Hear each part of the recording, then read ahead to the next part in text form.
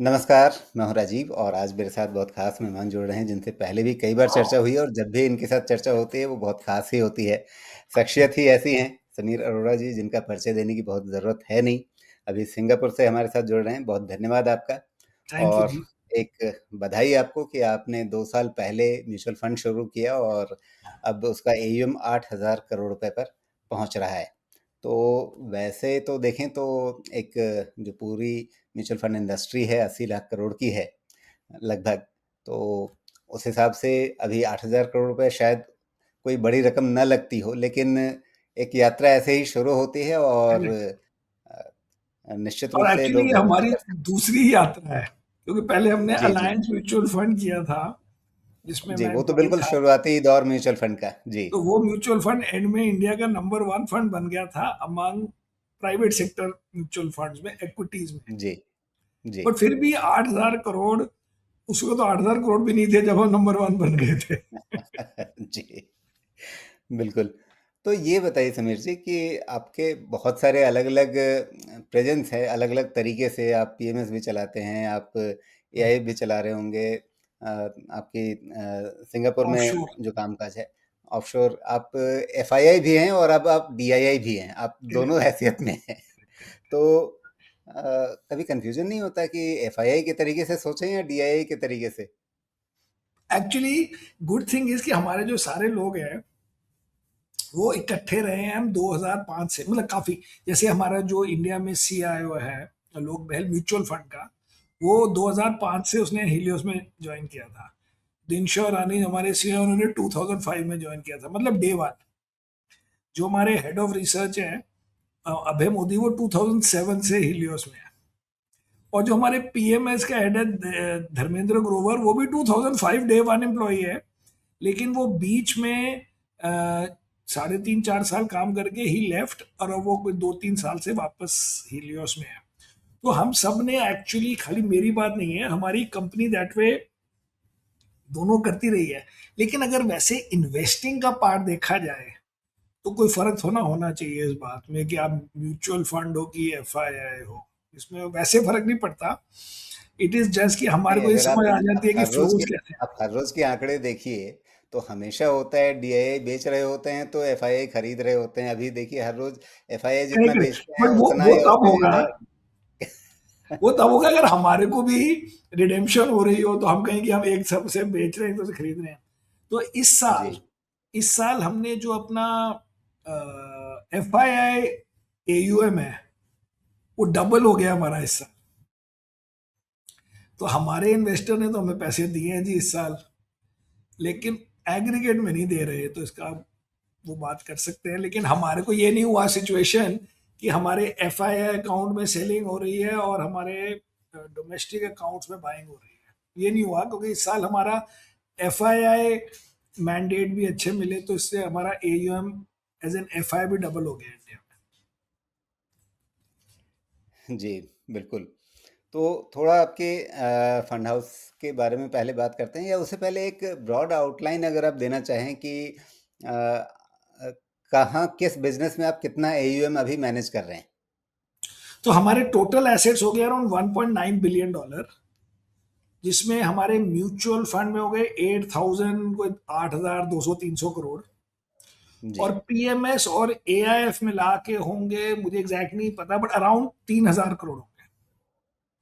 और बाकी as an F I. जी, ओके। तो मतलब ग्यारह तो हजार करोड़ आप गिन लो कि इंडिया में, इंडियन से रेस करके इंडिया में इन्वेस्ट किए हैं।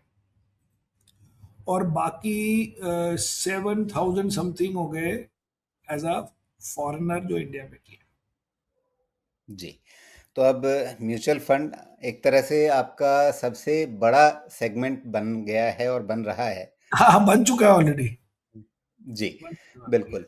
और एक दिलचस्प बात यह है समीर जी कि अभी तक ज़्यादातर समय आप अमीर लोगों के लिए पैसा कमा करके देते थे। उनका पैसा मैनेज करते थे, उनको पैसा कमा करके देते थे। अब आपको भारत के मिडिल क्लास के लिए सोचना है और उनके लिए आप पैसे कमा करके दे रहे हैं। और उनको अमीर बनाना है। अब उनको अमीर बनाना है। जी, नहीं नहीं, तो वो बात सही है आपकी। लेकिन मजा पब्लिक के साथ ही है, क्योंकि क्या है कि पब्लिक के साथ अमाउंट छोटे होते हैं, लेकिन जैसे हमारे करीब 2 लाख फोलियोज खुल गए हैं, जिसमें मतलब जो यूनिक है शायद 1 लाख कोई 70-80 हज़ार लोग यूनिक हैं, बाकी दो दो फोलियो होंगे जो भी। और उस 1,70,000-80,000 में, अब एग्जैक्ट नंबर नहीं मुझे याद, बट 85-90,000 लोगों के सिप हैं। मतलब 50% जो पब्लिक हमारे साथ इन्वेस्ट कर रही है उनका सिप है। तो पब्लिक ने जो मेरे ऊपर भरोसा किया है और हमारे हीलियोस पे किया है, जिसमें मैं फेस हूँ और दिनशो फेस है, तो उसके तो हम क्या, उसमें प्रेशर भी पड़ता है। जी, बिल्कुल। तो सबसे पहले हीलियस म्यूचुअल फंड, जैसे समीर अरोड़ा की एक तरह से फ्लैम्बॉयंट इमेज है। आप जो इन्वेस्टमेंट की दुनिया है उसमें एक बड़े फ्लैम्बॉयंट चेहरे के तौर पे हैं, और एक इटर्नल बुल के तौर पे अभी आपको कहा जाता है। मतलब आप हमेशा खुश रहते हैं और हमेशा उत्साहित रहते हैं, तेजी की तरफ देखते हैं। करेक्ट। तो क्या यही अप्रोच हीलियस म्यूचुअल फंड का भी है? वेल मोस्टली है, बिकॉज एक तो हमारी बात यह है कि हमारी कंपनी ऐसे नहीं है जैसे बाकी नए म्यूचुअल फंड होते हैं, कि जी एक आदमी का ट्रैक रिकॉर्ड था और उसने अपना म्यूचुअल फंड शुरू किया और उसने फिर एक टीम बनाई जिसमें अलग अलग कंपनी से उसने हायर किए लोग, एक्सपीरियंस लोग, लेकिन सब अपनी अपनी फिलॉसफी के साथ पहले काम करते थे। अब एक जो भी नई कंपनी की मास्टर फिलॉसफी उसमें काम कर रहे हैं। हमारी कंपनी नई नहीं है। हीलियोस कैपिटल 20 साल से इंडिया में इन्वेस्ट कर रहा है, but mostly as a foreign investor. और सेकंड बात है, जो हमारे सीनियर एम्प्लॉयज हैं वो हीलियोस में ही 18-20 साल से है। तो हमारा ये भी नहीं हुआ कि हमारे जो सीनियर इन्वेस्टमेंट के लोग हैं वो नए नए आए हैं और उनकी अभी फिलॉसफी पिछली कंपनी में कुछ और थी और अब उनको मेरी फिलॉसफी को अडॉप्ट करना है। तो हमारे जैसे सीनियर लोगों में आप देखें तो दिनशा रानी जो हमारे सीईओ हैं, वो पहले हमारे इन्वेस्टमेंट हेड थे, लेकिन वो 2005 से हमारे साथ हैं। और अभय मोदी जो हमारा हेड ऑफ रिसर्च है वो 2007 से हीलियोस में है। और आलोक बहल जो हमारा CEO of the mutual fund है, वो भी डे वन 2005 जो हमने हीलियोस शुरू की तब से है। और जो हमारा पीएमएस वाला वो भी धर्मेंद्र ग्रोवर, वो भी 2005 डे वन से थे। फिर वो बीच में छोड़ के बने स्टेट बैंक म्यूचुअल फंड और I think principal mutual fund में गए, फिर वापस आ गए जब हमने अपना पीएमएस शुरू किया। तो हमारी टीम में ये कहना कि मैं खाली फेस हूं, बट हम सब ने मिलके 18 साल अगर गिन लें अभय मोदी के पीरियड से, नहीं तो 20 साल से यही ग्रुप काम कर रहा है। इसलिए ये नहीं कहना चाहिए कि ये मेरी फिलॉसफी है और अब नई कंपनी में अप्लाई होगी। ये इफेक्टिवली अब हमारी फिलॉसफी बन गई है। मैंने अलायंस के दिनों से शुरू करी होगी वो अलग बात है, लेकिन अब that will be the philosophy. सब खुश रहेंगे, सब खुश रहते हैं। दिन शरानी को आप देखते हैं कि हर वक्त ही हंस रहे होते हैं मेरी तरह। और हमारी बिलीफ है कि स्टॉक मार्केट में ऑप्टिमिज्म इज इम्पोर्टेंट। जी। कुछ समय पहले आपका भी चश्मा अलग दिख रहा था और दिनशा ईरानी का भी चश्मा अलग दिख रहा था। मैं जी अभी आज आपका बड़ा चश्मा। शरीफों की तरह अपना नॉर्मल चश्मा पहन के आया हूँ, कि मैं भूल गया था कि मेरी इंटरव्यू है। वरना मैं रोज नया चश्मा पहनता हूँ। दिनशो रैन तो रोज नया नहीं पहनता, मैं एवरीडे नया पहनता हूँ। मतलब फिर रोटेट करके। जी, यस, क्योंकि और बिल्कुल। करेगा आदमी कोई नई चीज तो कर नहीं सकते। शर्ट के दिन चले गया, एनक पे आ गए हैं। जी। तो नवंबर 2023 में आपका फ्लेक्सी कैप शुरू हो गया था, और अभी तक लगभग 5500 करोड़ रुपए की वहां पर एयूएम बन गई है। करेक्ट। और रिटर्न देखें तो 2 साल का अच्छा दिख रहा है, 1 साल का थोड़ा हल्का दिख रहा है। 2 साल का एवरेज रिटर्न काफ़ी अच्छा है, मतलब 21-22% के बीच में है। 22-23% और हो गया एक। जो भी, हाँ 56% जी। टोटल हो गया। yes। जी। एक साल में भी और। जी रिलेटिव टू मार्केट ठीक है, रिलेटिव टू जी, अदर्स। बिल्कुल। तो वहाँ पर किस तरीके से अभी आप अप्रोच लेकर के चल रहे हैं? मतलब वहाँ पर सेक्टर या थीम वाला कोई खास झुकाव है, या उसमें क्या है कि मार्केट कैप के लिहाज से कोई खास झुकाव है? So first of all day to day मैं मैनेज नहीं करता, बट आई नो एनीवे अभी नया पोर्टफोलियो भी डिस्क्लोज हुआ होगा 1-2 दिन पहले। तो बेसिकली उसमें अराउंड पता नहीं 53-54% टाइप लार्ज कैप स्टॉक्स है और बाकी मिड एंड स्मॉल है। एंड ये मोटा माटी हमारे ऑफशोर फंड में शायद 4-5% ज़्यादा लार्ज कैप्स हों, बट ब्रॉडली हम जैसे अगर आप बेंचमार्क लें तो उसमें शायद 65-68% होगा लार्ज कैप, और बाकी होंगे मिड एंड स्मॉल, और हमारे हीलियोस फंड्स में होंगे अराउंड 50 to 55, 56 लार्ज कैप। तो हमने लार्ज कैप कम है हमारे, क्योंकि हमें इस साल की लार्ज कैप की ग्रोथ बड़ी अनएक्साइटिंग लगती है। जैसे आप आईटी सेक्टर ले लें जो मोस्टली लार्ज कैप होता है, या जो बड़ी वाली कंज्यूमर स्टेपल कंपनीज हैं, वो सब क्योंकि हमारे किसी फंड में नहीं है, वो हमारे एनालिस्ट वगैरह सब ने और हमने सब डिस्कशन में उनको आउट किया हुआ है। तो इसलिए वो लार्ज कैप का वैसे भी नेचुरल यूनिवर्स लिमिट हो गया अभी के लिए। सो हमारा कॉन्सेप्ट क्या है कि जो हमारे एनालिस्ट हैं जो कॉमन है, वो पहले स्टॉक का करते हैं, लेकिन हम क्योंकि हम सारे एक्सपीरियंस लोग हैं तो हम उसमें उनको क्वेश्चन करते हैं, उनसे लड़ाई करते हैं, एक दूसरे से लड़ाई करते हैं कि ये स्टॉक्स जो हैं हमारे यूनिवर्स में शॉर्टलिस्ट होने चाहिए कि नहीं होने चाहिए। तो उसमें कई स्टॉक्स जो चले गए हैं वो कंसिस्टेंटली सारे ग्रुप्स के लिए चले गए हैं, क्योंकि वो आउट ही कर दिए गए हैं as an outcome of research and discussion. तो इसलिए अभी जो फ्लेक्सी कैप फंड है उसमें आप देखेंगे आईटी सेक्टर नहीं है, लेकिन वो हमारे ब्रॉडली किसी किसी फंड में नहीं होगा। जी, तो अभी आईटी से थोड़ा-सा दूरी बनाए हुए एक है। आध स्टॉक होगा, बट जनरली बड़ा कम जी, वेट है इसका। मतलब काफ़ी अंडरवेट चल हाँ रहे हैं उसमें। बिल्कुल, या एक दो दो 1% का स्टॉक होगा, 2-2.5%। जी, तो ज़्यादा झुकाव किधर है अभी, और ख़ास तौर पे मिड कैप, स्मॉल कैप, उसमें आपने अपने अलग फंड भी शुरू किए हैं, लेकिन ऑफ़ कोर्स अगर फ्लेक्सी कैप में लार्ज कैप 55 के आसपास है, तो फिर मिड कैप, स्मॉल कैप भी आपने ठीक-ठाक अच्छा रखा है। करेक्ट तो करेक्ट। वहाँ पर किस तरह की कंपनियाँ आप ज़्यादा चुन रहे हैं? तो किस तरह की नहीं है, कोई मिड कैप स्मॉल कैप में क्या होता है, क्योंकि उसमें एक एक कंपनी को देखना पड़ता है कि भाई ये ठीक है कि नहीं, तो हम अपनी तरफ से सेक्टर नहीं चूज करते मिड स्मॉल में। क्योंकि मिड स्मॉल में क्या है, कोई कंपनी जो आईटी सेक्टर की हो लेकिन वो कहेगा मैं ये करता हूँ, मेरा ये क्लाइंट है, मेरी मार्केट क्या है 10,000 करोड़ है, तो उसमें आप सेक्टर के चक्रों में नहीं पड़ते, क्योंकि उसको कुछ उसकी अपनी कहानी होती है जिसके लिए वो हाँ या ना होती है उस पर। बट एंड में अगर आप देखें तो उसमें भी 20% फाइनेंशियल होंगे, अगर आप खाली mid and small cap fund को देख लें जैसे। एंड बाकी कंज्यूमर वगैरह होगा, लेकिन मेरा कहने का मतलब है कि स्मॉल कैप में आप सेक्टर पसंद है कि नहीं पसंद है से शुरू नहीं कर सकते काम। वो आप लार्ज कैप में तो हम करते हैं उससे काम शुरू, कि भाई ये बिग पिक्चर में इसकी वही नहीं है, इसकी ग्रोथ नहीं है, ये डिसरप्ट हो गया एआई से। वो छोटे वाला कहेगा कि मैं ही एआई कर रहा हूँ जी, मैं ही उसका वो हूँ, तो वो अलग स्टोरी बन जाती है। बट जनरली हमारा आइडिया ये रहा है कि जो mid and small cap stocks main fund में है, मतलब फ्लेक्सी कैप में या हमारे ऑफशोर फंड में, उनके वेटेजेस कंट्रोल होने चाहिए। उनको आप शुरू में 1.5-2% पर नेम से ज्यादा नहीं लेंगे, और वो एग्रीगेट में काम करना चाहिए कि भाई आपने 20 स्टॉक लिए हैं उसमें से काफी सारे चल जाए, लेकिन आपको शुरू में पता नहीं लगता कि ये कौन से स्टॉक को सक्सेस मिलेगी, क्योंकि मैनेजमेंट बाद में जो भी मार्केट की अपॉर्चुनिटी है उसका एडवांटेज उठाएगा या मार्केट को वो पसंद आएगा। इसलिए हम कॉन्सेंट्रेटेड के खिलाफ हैं, particularly mid and small names में।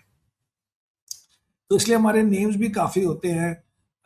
और उसके बाद हमने ये परफॉर्मेंस जो अच्छी परफॉर्मेंस हुई है, नॉट ओनली नाउ, हमारे अगर आप पीएमएस की परफॉर्मेंस देखें जो 2011 से चल रहा है, पहले वो एक म्यूचुअल फंड आईसीआईसीआई के साथ वो था एडवाइजरी टाइप, उसकी परफॉर्मेंस नियरली सारे म्यूचुअल फंड से बेटर थी और है।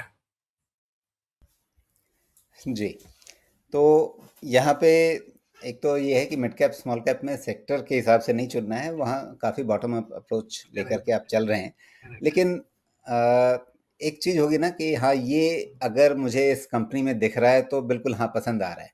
या अगर ये कोई स्पेसिफिक कॉलम टिक हो गया, इसका मतलब है कि अब इस कंपनी पे हाथ नहीं लगाना है। इंक्लूजन के लिए सबसे अट्रैक्टिव पॉइंट क्या रहता है? तो एक्सक्लूजन जी के लिए हमारा, सबसे प्रोमिनेंट हाँ, पॉइंट? सो हमारा हम इंक्लूजन से शुरू नहीं करते हैं, हमारा तो मॉडल है एलिमिनेशन का। तो जैसे स्मॉल कैप की 250 कंपनीज हैं और साथ में थोड़ी वो भी है माइक्रो कैप जो भी कह लें, तो हमने 350 कंपनियों की लिस्ट बनाई थी और 4 दिन तक खाली पेन से काटना था कि इस कंपनी की बात भी नहीं करनी है। अब उसके लिए अलग अलग रीजन होते हैं। 20-25 में मिलेगा कि इसकी हिस्ट्री हमें पता है, ये तो कई बार देखा हुआ है इस बंदे को। और किसी में हो जाएगा कि ये जो काम कर रहा है ये हमारी समझ के बाहर है। जैसे कोई कमोडिटी में कर रहा है, वो सब हमारे को नहीं समझ आती। कोई बहुत ज्यादा ग्लोबल टाइप चीजें कर रहा है, वो हमें समझ नहीं आती। तो उसके बाद आप उसको एलिमिनेट करते जा रहे हो। कोई जो बहुत ज्यादा वैल्यूएशन है, जिसका स्टॉक प्राइस देख के आपको लगता है कि ये इसी साल 200-250% बढ़ गया है, किसी ने रिग कर दिया है, उन वॉल्यूम नहीं है लेकिन प्राइस बढ़े जा रही है, वो हम ऐसे एलिमिनेट करते हैं अलग अलग रीजन से। रीजन यही 5-6 रीजन होते हैं कि वेदर आपको पहले तो समझ आए कर क्या रहा है। सेकेंड है, वैल्यूएशन ऊपर नीचे होगी, लेकिन उसकी ग्रोथ रेट क्या रही है और क्या रीजनेबल है। फिर उसके बाद उनके साथ हमने कॉल्स करी, क्योंकि बहुत पहले अगर आप सोचें, 2 साल पहले हम स्मॉल कैप कंपनीज बहुत ज़्यादा कवर भी नहीं करते थे, क्योंकि हम तो as a foreigner mostly operate कर रहे थे। तो हम फ्लेक्सी कैप वाले यूनिवर्स, मतलब 500 NSE 500 वाले यूनिवर्स की ब्रॉडली एनालिसिस होती थी। अब जब से म्यूचुअल फंड शुरू हुआ 2 साल पहले, तो पता था कि अब आगे जाके ये मिड कैप फंड होगा, स्मॉल कैप फंड होगा। तो ये 1.5-2 साल से ही फिर मिड एंड स्मॉल पे काम हुआ है। And because we have 7-8 guys in analysts and trader and हमारे फंड मैनेजर मिला के 16 इन्वेस्टमेंट के लोग हैं, तो अब हमारा यूनिवर्स भी बढ़ गया है और एक दो एनालिस्ट और भी हायर होंगे।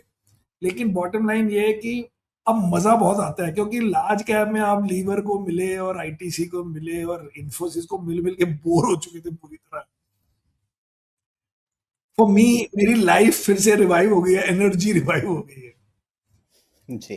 अच्छा, आईटी की जो आपने बात की और हमने अपने पिछली कवर स्टोरी में एआई पर ही बात की थी, कि बुलबुला है या चमत्कार है, या उससे ज़्यादा हमने इस पे ध्यान दिया कि आईटी कंपनियां कितनी तैयार हैं। क्या यही वो कारण है एआईटी का जो एक साया मंडरा रहा है आईटी इंडस्ट्री पे? क्या ये वो प्रमुख कारण है जिसके चलते आप आईटी में बहुत ज़्यादा अंडरवेट हैं, या यस, यस। किसी पॉइंट का आप इंतजार कर रहे हैं कि भाई कमाना तो शुरू करिए, अपनी सेल्स बढ़ाना तो शुरू करिए जो आपकी रुकी हुई? तो दो आप तीन क्या चीजें देख हैं। रहे हैं, दो एआई की तीन चीजें आशंका है या ग्रोथ नहीं है इसलिए? नहीं, नहीं, सारा कुछ नहीं है जी। पहला तो एक ये देखो कि अगर एआई हो या ना हो, लेकिन इंडिया में काफी सारे ग्लोबल कैपेबिलिटी सेंटर, जीसीसी जिनको बोलते हैं, वो खुल गए हैं। तो अभी अगर आप जीसीसी देखें तो कोई 15-20% ऑफ एम्प्लॉयज ऑफ इंडिया आजकल जीसीसी में काम करते हैं, जो पहले लेटर से 7-8 साल पहले नियर जीरो था। तो अगर आप ऐसे देखो तो 2-3% की ग्रोथ तो इस बात से चली गई कि जो काम पहले आईटी कंपनीज करती थी, अब लोगों ने अपने जीसीसी खोल लिए। सेकंड हो गया कि भाई अब जो आईटी कंपनीज हैं वो अपने आप को रोज सिग्नल कर रहे हैं कि हम हायरिंग भी नहीं कर रहे, तो वो आपको अपने आप बता रहे हैं कि हमारी ग्रोथ रेट क्या होनी है, बिकॉज इसमें पर एम्प्लॉय बिलिंग तो बढ़नी नहीं बहुत ज्यादा। और थर्ड ये डर हो गया कि रोज आके नई कंपनीज बोलती हैं कि हमने इस चीज को डिसरप्ट कर दिया, हम इस चीज को एआई से बना रहे हैं। जैसे उस दिन हमने वो कौन सी कंपनी है, एंथ्रोपिक्स के सीईओ की इंटरव्यू आप देख सकते हैं। उसमें वो कह रहा है कि इंश्योरेंस क्लेम प्रोसेसिंग तो 100% ऑटोमेट हो गई है। और इंडिया में बड़ी कंपनीज चल रही हैं ऑन द, मतलब बड़ी कंपनीज के प्रोजेक्ट, नॉट पूरी कंपनी, कि भाई हम इंश्योरेंस क्लेम प्रोसेसिंग करते हैं, जिसमें जैसे एक क्लेम आया तो चेक करेगा कि पहले तो आपने इंश्योरेंस कौन सी ली थी, उस इंश्योरेंस में आपको कितने परसेंट पैसे आपको देने हैं। फिर ये जो हॉस्पिटल का बिल है, क्या करेक्ट बिल है कि नहीं है, ज़्यादा तो नहीं है, आपको डॉक्टर ने ये रिकमेंड किया था वो उसकी लिस्ट में है कि नहीं, सपोज डॉक्टर उनके पैनल में। फिर आप देखोगे एक्स्ट्रा दिन नहीं रहे, जो भी कहानी है टू अप्रूव दैट क्लेम। अब ये सब चीज़ें हैं, कितने हजारों लोग लगे हुए थे इंडिया में सब काम करने के लिए, फॉरेन कंपनीज के लिए। अब ये सब काम एआई टाइप से डिसरप्ट हो गया है। तो ऐसे हल्के हल्के हो रहा है। तो आपकी बात सही है, एंड में कंपनी ने आगे बोलना है कि मैं 12% ग्रो करूंगा। उस दिन चलो 4% शेयर बढ़ जाएगा, उसके बाद हम भी सोचेंगे कि अब चलो ठीक है हम भी ले रहे हैं। आप बोलते रहो कि हम जी। 4% को 5 कर रहे हैं, हमें कोई इंटरेस्ट नहीं है इस बात पे कि आपने जिन 1% बढ़ा दी ग्रोथ, हमें कोई इंटरेस्ट नहीं है। जी, लेकिन जीसीसी का आपने ज़िक्र किया, कई लोग कहते हैं कि जीसीसी चलाने में भी यही भारत वाली कंपनियां जो हैं, जो हमारे हेल्प करेंगे, आउटसोर्सिंग हेल्प कंपनियां, वही करेंगे। काम करेंगी। Correct, correct. अब आप ये बताइए, अगर मेरे पास कोई नई कंपनी आए कि मैं पीएमएस खोलना चाहता हूँ, आप ही मेरे को अप्रूवल भी दिला दो, आप मेरे एम्प्लॉयज हायर करा दो, उसके बाद मैं पीएमएस रन करूंगा, मैं कहूंगा भाग जाए यहाँ से, हम अपना कंपेटिटर क्यों क्रिएट करें। तो ये जो लोग कर रहे हैं, बल्कि इट इज शोइंग और भी डेस्परेशन दिखा रहा है मुझे, कि भाई वो कहता है कि मैं अपने आप करना चाहता हूँ, लेकिन मेरे को ना कम से कम ऑफिस किराए पे दिला दो, और मेरे को 100 एम्प्लॉय दिला दो या अपने भेज दो, उसके पैसे ले लो थोड़े से। ये तो अपने पैर को लड़ी मारने के सिवाय, या टू एक्सेप्ट कि और कुछ नहीं करा तो चलो यही मिल गया, मुझे तो ये काम बिल्कुल ऐसे कॉन्सेप्ट ही नहीं पसंद। जी। और आपके जो बाकी फंड्स हैं उनमें मैं देख रहा था कि फाइनेंशियल सर्विसेज फंड आपने लगभग 1.5 साल पहले शुरू कर लिया था। अभी तक उसमें ज़्यादा लोगों ने उत्साह नहीं उसमें दिखाया पैसे है, नहीं या है। शायद आप उसे पुश नहीं कर रहे, उसमें इन्फ्लोज नहीं, कम है, उसमें लार्ज एंड मिड कैप। हाँ सर। उसमें क्या है कि एक तो सेक्टर फंड है, तो लोगों को ना मिड कैप स्मॉल कैप में वैसे भी इंटरेस्ट आता है। सेकेंड इसकी उस फंड में एक ये है कि you have to take a call कि आप बैंकिंग फंड हो कि फाइनेंशियल सेक्टर फंड। जो उनका इंडेक्स है हमारा बेंचमार्क, उसमें सारा H D F C bank और आईसीआईसीआई बैंक भरा हुआ है और कोटक बैंक। तो वो 70-80 पता नहीं कितने परसेंट एग्जैक्टली मुझे नहीं पता, बट मतलब 80-90% इज बैंक्स। तो हमने जब शुरू में बोर्ड में डिस्कशन हुई कि क्या हम चार स्टॉक लेके फंड बना रहे हैं, क्यों बना रहे हैं फंड, तो हमारे को इंडिया वालों ने बोला नहीं नहीं, हम इसको जेन्युइन फाइनेंशियल सेक्टर फंड बनाएंगे जिसमें कैपिटल मार्केट और ब्रोकर और ये जो NBFC and banks, but index वो है। इंडेक्स आप चेंज नहीं कर सकते, इंडेक्स तो जो रूल है वो इंडेक्स है। तो उसकी पोजिशनिंग है कि जनरल फाइनेंशियल सेक्टर है, हमारी बिग वेटेज है। अगर आपको अलग से पसंद है तो वो फंड भी है, लेकिन वो हमेशा साइज वाइज, ये जो जनरल पर्पस फंड होते हैं कि मिड कैप फंड चाहिए कि स्मॉल कैप की लार्ज एंड मिड, वो हमेशा उससे छोटा ही रहेगा। तो जो सेल्स वाले हैं उनको भी जो फंड बिकता है वही बेचते हैं, that is how it works. तो शायद उनके लिए सबसे आसान होता है फ्लेक्सी कैप बेच हाँ, लेना। सबसे आसान है फ्लेक्सी कैप। और मुझे नहीं पता एग्जैक्टली कि हमारे सेल्स वालों को ये अलग अलग, मुझे नहीं लगता कि हमारी कंपनी वाले अलग अलग टारगेट देते हैं कि ये फंड बेचोगे तो ज्यादा अच्छा है, वट एवर जो बेचते हैं ठीक है। जी। लेकिन आपका स्मॉल कैप सबसे ताज़ा फंड है, और अभी नवंबर में ही शुरुआत हुई है, और लगभग 500 करोड़ के आसपास का एयूएम पहुंच रहा है। लगता है स्मॉल कैप के लिए लोग आप पे ज़्यादा भरोसा नहीं नहीं, एक्चुअली क्या हुआ, करना चाहते आपको हैं। तो है ही, हमारी डिस्कवरी बहुत रही है, लेकिन क्या हुआ कि हमारा मिड कैप फंड मार्च में शुरू हुआ, और वो 9 महीने में, 9 भी नहीं हुए अभी, 8 महीने में कुछ 30% बढ़ गया। जी। अब वो टाइमिंग भी थी, क्योंकि इंडेक्स भी 25% बढ़ा है तब से, बट वो देखने में लगता है कि 30% बढ़ गया है 6-7-8 महीने में। जो भी रीजन जी। है, स्मॉल कैप में हमारे एक्चुअली 500 क्रॉस हो चुके हैं जी। ओके। हाँ, तो मेरे पास तो आंकड़े जो हैं वो मंथ वो एंड के हैं, नवंबर तो एंड के हैं, वो एक्चुअली 500 जी जी। क्रॉस हो गए, मुझे पता है, हाँ। ओके।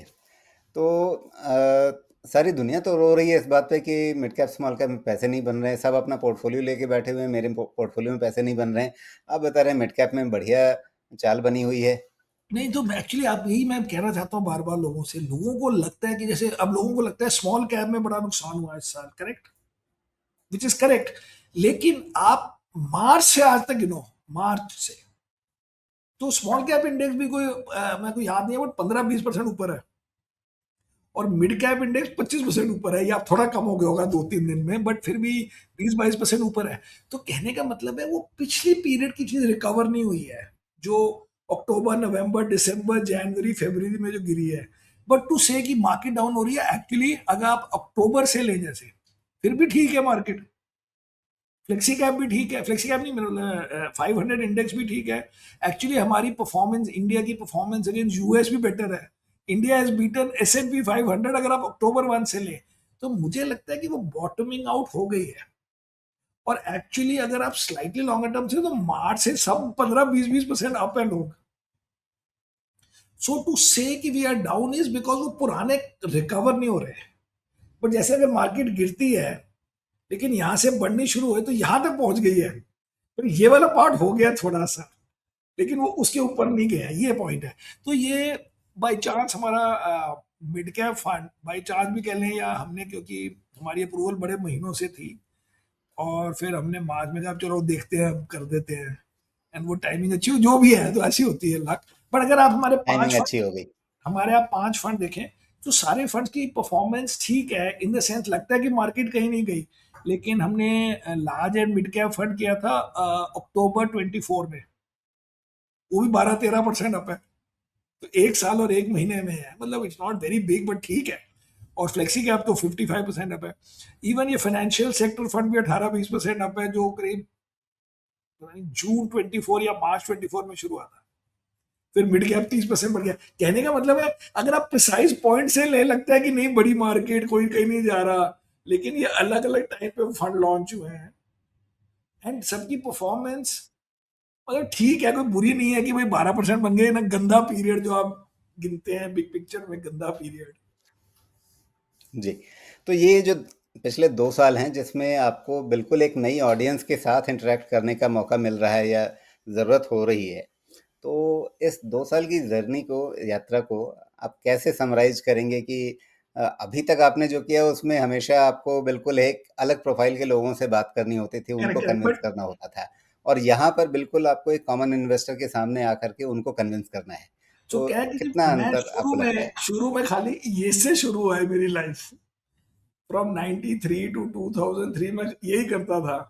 और ऑडियंस होती थी वो बॉम्बे स्टॉक एक्सचेंज में 500 लोग सुन रहे हैं, तो मैं तो पब्लिक में बोलने में मुझे कोई वो नहीं होती थी।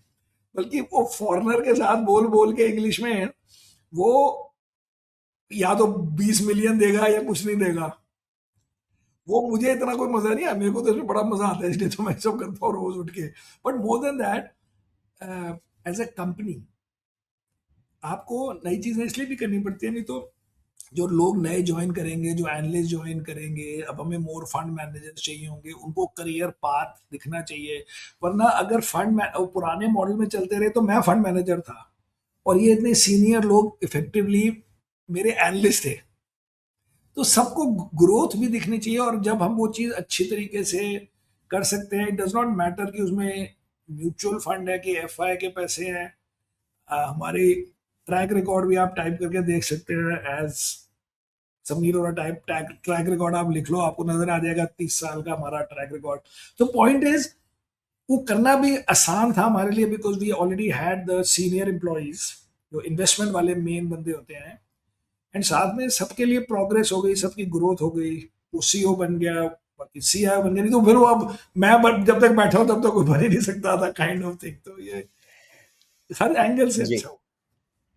तो क्या आज की तारीख में एक नया फंड हाउस शुरू करना आपके लिए ज़्यादा आसान रहा, क्योंकि म्यूचुअल फंड इंडस्ट्री को लेकर के अवेयरनेस काफ़ी बढ़ी हुई है, लोगों के अंदर पहले से उत्साह है, इंडस्ट्री काफ़ी तेज़ी से चल रही है, तो आपको एक अच्छा टेलविंड मिला? और या एक नए हाउस को, एक नए ब्रांड को लेकर के जाना हमेशा मुश्किल होता है? नहीं, वैसे मुश्किल होता है, लेकिन हमारे लिए इसलिए आसान रहा क्योंकि एक हमारी रनिंग कंपनी चल रही थी जिसमें पहले से ही सब एम्प्लॉयज थे। वरना आपको अब नया सीआईओ इंडिया में चूज करना है, वो कहाँ से ढूंढे और वो क्या मांगेगा। अब हमारा अपना बंदा था जो हमारा ही काम करता था, वो सीआईओ बन गया। हमारा ही बंदा था हेड ऑफ रिसर्च, पहले ही था, वो हेड ऑफ रिसर्च हो गया। सेकेंड थिंग इज, मैंने कभी सोचा नहीं था, बट 20 साल से मैं टीवी में आते से वो थोड़ी जी। विजिबिलिटी एटलीस्ट मेरी हो गई, जिससे वो तो फायदा हो सनीर अरोड़ा के नाम पे बिक जाता है आराम से, गया। कोई शुरू दिक्कत में, नहीं अब होती नहीं, है। वो शुरू में उसकी भी हेल्प हुई होगी। एंड थर्डली, जी। एज आई सेड, हम एवरीडे वी इंजॉय। तो हम कोई, अब सारे 60 के ऊपर है हमारे लोग, लेकिन हम तो सब एंजॉय, एक्चुअली सारे नहीं हो शायद, बट 58 के ऊपर होंगे सारे। सो लगे हुए सबको मजा आ रहा है, सो गुड फन। जी। तो अब बाजार के बारे में बताइए, यहाँ से क्या लग रहा है? लोग तो एकदम मतलब पशुपेश में हैं। नया रिकॉर्ड भी बन गया, उसके बाद वापस नीचे आ गए। लोगों रिकॉर्ड को तो था। समझ में नहीं आ रहा ये बाजार। नहीं, वो बात यह है कि मेरे हिसाब से क्या है कि जी, इस साल एब्सोल्यूट में कोई पिटाई बहुत ज्यादा नहीं हुई कि लोग बड़े दुखी हों, क्योंकि आपको 2-3 साल में जब बड़े पैसे बनते हैं तो तीसरे साल में आपके 15-20% जा भी सकते हैं, लेकिन वो नहीं हुआ है। अगर आप देखें निफ्टी इंडेक्स में, पढ़ के दिखा रहा हूँ, 9.6% अप है इस साल। अगर आप कहें 500 इंडेक्स तो 5.2% अप है। अगर आप कहें मिड कैप इंडेक्स तो वो भी कोई 4% अप है, मतलब लॉस नहीं हुआ। दुख इस बात का हुआ कि वाकई वर्ल्ड पूरी पार्टी कर रहा है, और चाइना अप है और इमर्जिंग मार्केट्स अप है, नैस्डैक अप है, एस एंड पी अप है, वो यूरोप भी अप है, सब कुछ अप है और हम नहीं अप। तो ये सैड पार्ट हो रहा है। बट अगर आप देखें 3 4 5 साल में तो India still doing very very well, USA को छोड़ के सबसे बेटर अभी भी होगा।